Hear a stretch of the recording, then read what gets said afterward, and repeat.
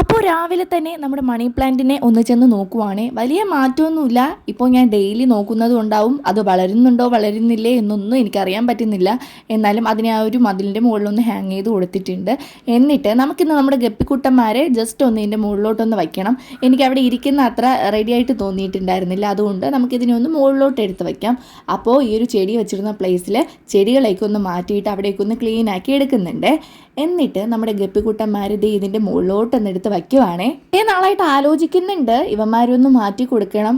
ആർക്കാ ഒരു ചേഞ്ച് ആവശ്യമില്ലാത്ത, ആർക്കാ ഒരു ചേഞ്ച് ഇഷ്ടപ്പെടാത്ത. അതുകൊണ്ട് ജസ്റ്റ് കുറച്ച് ദിവസത്തേക്ക് ഇവന്മാരൊന്നും ഇവിടെ ഇരുന്നോട്ടെ.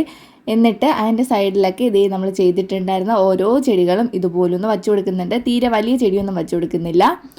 അല്ലാതെ ഒരു മിനിമം ചെറിയ ചെടികളൊക്കെയാണ് വച്ചു കൊടുക്കുന്നത്. പിന്നെ ഒരു അലോക്കേഷ്യ അങ്ങറ്റത്ത് വച്ചു കൊടുത്തിട്ടുണ്ട്. ഒരു നല്ല ഭംഗിയായിട്ടുണ്ട്. ഈ ഒരു വീഡിയോ കാണുന്നത് പോലെയല്ല, നേരിട്ട് കാണുമ്പോൾ നല്ല ഭംഗിയുണ്ട്.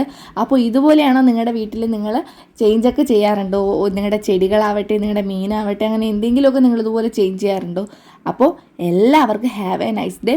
ഒരു നല്ലൊരു പ്രഭാതം തന്നെ ഞാൻ നിങ്ങൾക്ക് ആശംസിക്കുന്നു. അപ്പോൾ പുതിയ വീഡിയോ ആയിട്ട് നമുക്ക് അടുത്ത ദിവസം കാണാം.